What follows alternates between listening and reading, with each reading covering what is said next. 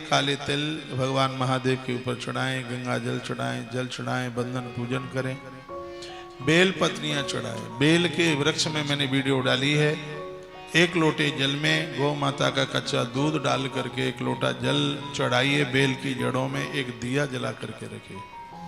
आप देखिए कैसे घोर गरीबी का नाश ये बेल का वृक्ष करता है। सावन का महीना आ रहा है, 30 तारीख से सावन आरंभ हो रहा है। पूरा महीना भर एक भी दिन एब्सेंट ना करना जिस दिन महादेव के ऊपर आप तिल न चढ़ाएं और गंगाधर पर गंगा जल न चढ़ाएं। यहां से आपको श्री कैलाश मानसरोवर का जल दिया गया है, 4 बूंदें लुटिया में उसमें से आप डालें, शिव जी के ऊपर, शंकर जी के ऊपर चढ़ाएं। 2026 का यह सावन आपके घर को खुशियों से भर देगा। कहते हैं कि भगवान चातुर्मास में जब पाताल लोक जाते हैं बलि के यहाँ, तो मृत्यु लोक का कारभार है वो सब भगवान शंकर ही संभालते हैं। पूरा वर्ष भर महादेव की पूजा करो एक तरफा और सावन में पूजन करो एक तरफा। यदि आपको अन्न छोड़ने में कोई कष्ट नहीं है तो सावन के सोमवार का बहुत भारी मातम है। सोमवार की आराधना इष्ट का दर्शन करा देती है किसी न किसी प्रकार से। घर में सौम्यता, सहजता, अपार शांति का जन्म होता है। सोमवार की इतनी बड़ी महिमा है।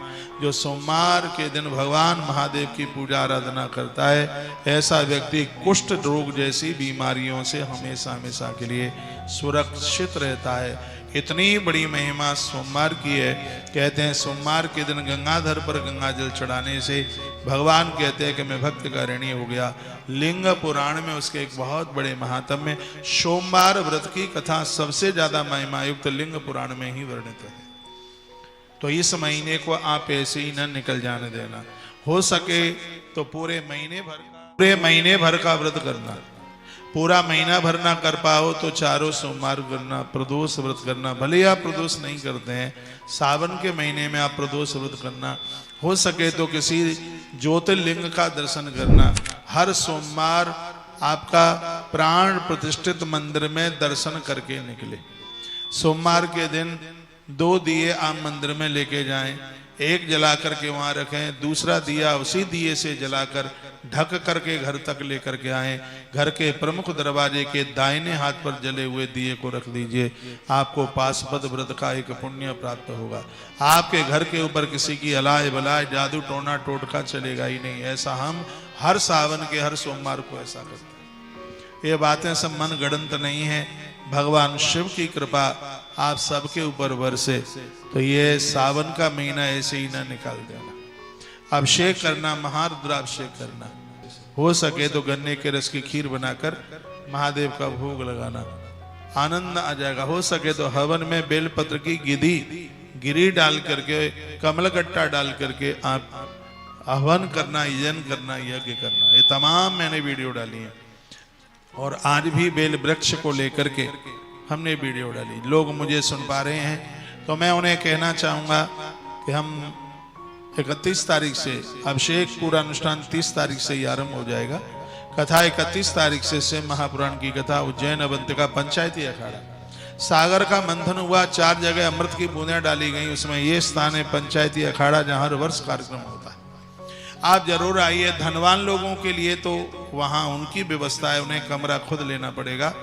और जो कमरे का पैसा नहीं दे सकते हैं उनके लिए हॉल में बढ़िया रजाई गद्दों के, रजाई की तो जरूरत नहीं पड़ेगी, उनकी निःशुल्क व्यवस्था है, आप पधारिएगा। हमारी तो दक्षिणा यही है कि अवंतिका की धरती पर और आपको श्री शिव महापुराण की कथा सुनने का सौभाग्य प्राप्त हो रहा है। ये सबसे हमारे लिए बहुत बड़ा प्रॉफिट है। शिव महापुराण की कथा, भगवान शंकर के चरित्रों का जो वर्णन किया गया है, इतना बड़ा उसका माहात्म्य। इसलिए तो मैंने बोल दिया था आपको कि हो सके तो हम पहली बार भगवान महाकाल को पोथी पाठ सुना रहे हैं, तो इसमें एक पोथी आपके परिवार की तरफ से भी हो जाए। शिव इतनी कृपा कर देंगे, कितने महामृत्युंजय अनुष्ठान का फल आपको प्राप्त होगा। और ये सार्वजनिक पोथी नहीं है, जितना जजमान और उतना ही वहां पर ब्राह्मण, उतने ही ब्राह्मण बैठेंगे। ऐसा नहीं है कि एक पोथी में 10 पोथियों में एक ब्राह्मण, नहीं, हर पोथी के ऊपर एक ब्राह्मण होगा। आप बीच में कभी भी चल के आ जाइएगा। तो आश्रम के सभी नंबर चालू हैं, सहयोग राशि भी आपको वो बता देंगे, आप अपना नामांकन करा लीजिए। बच्चों की जन्म पत्री में काल सर्प दोष है, मेरी में है काल सर्प दोष। काल सर्प दोष बहुत दिक्कत परेशान करता है। शिव की कृपा हो जाए तो ये बहुत आनंद कर देता है।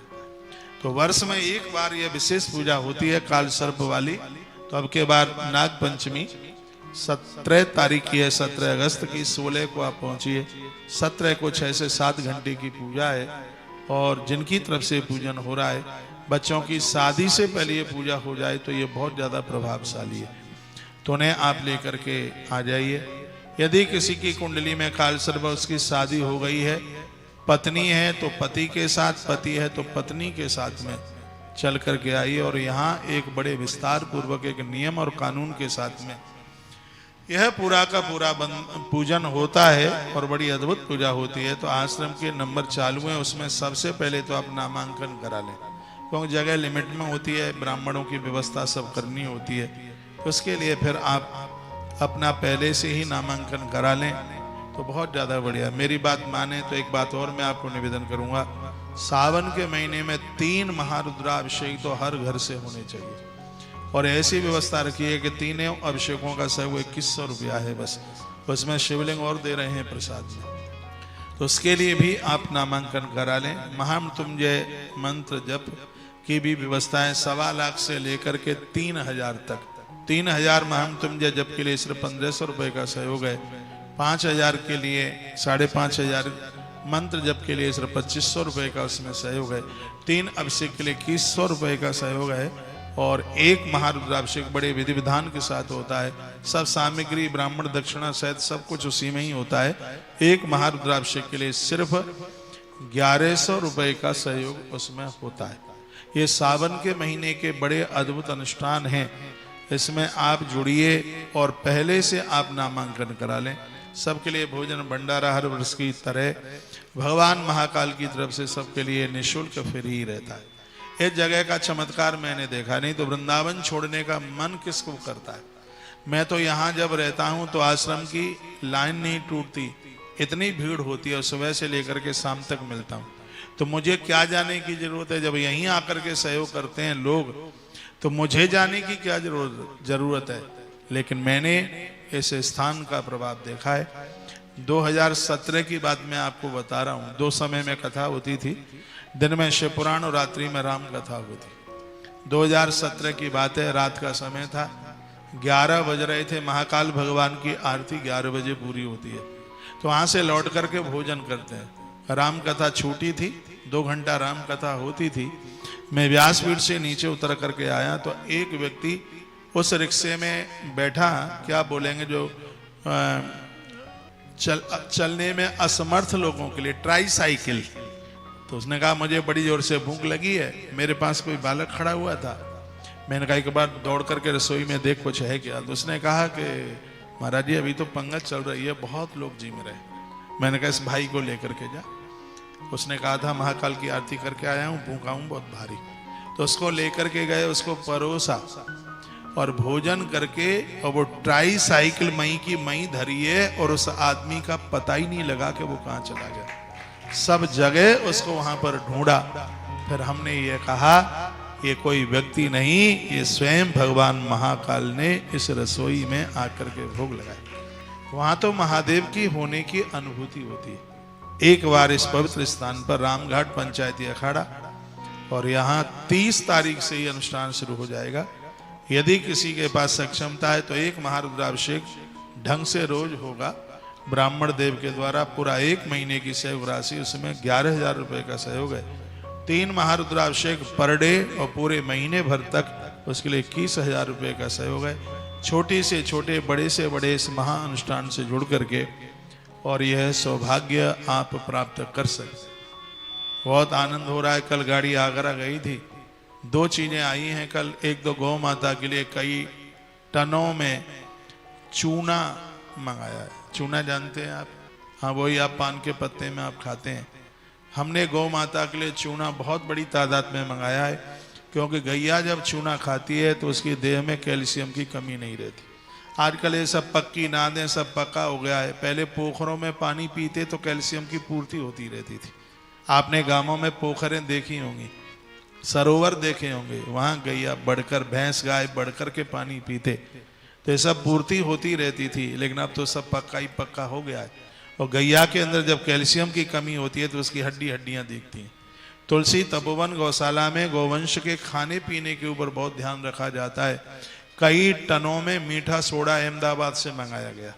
अहमदाबाद से मीठा सोडा, बेसन का पानी, गुड़, नमक डाल करके और गौ माता को जल पिलाना, ये रोज के यहाँ के काम है। बिल्डिंग निर्माण तो हो ही रही है, गौशाला का निर्माण तो हो ही रहा है, लेकिन इसके साथ साथ गौवंश के खान पान के ऊपर बहुत ध्यान यहाँ रखा जाता है। आप तुलसी तपोवन गौशाला पहुँचते हैं, इतना मन बना करके आइए कि हमें भी यहाँ आकर के कुछ सहयोग करना है। एक सवा मन अनाज, सवा मन में 50 किलो होता है, 1500 रुपये का सहयोग लिया जाता है। दलिया का, चोकर का 1100 रुपये का सहयोग लिया जाता है। हरा चारा 1500-1600 मन प्रत्येक दिन इस गौशाला में लगता है। और पहले वहां जाके देखिए, आपका मन करेगा, आप बिना सहयोग के नहीं रह पाएंगे। छोटे से हर महीना एक क्विंटल हरा चारा आप सबके घर से निकले, 500 रुपये का सहयोग उसका होता है। 1 क्विंटल, 10 क्विंटल, जो बने जितना बने। एक बार तालियां गौ अक्षरती सेवा वालों के लिए बजाइए, इनके द्वारा ही इस गौशाला का डेवलपमेंट हो रहा है।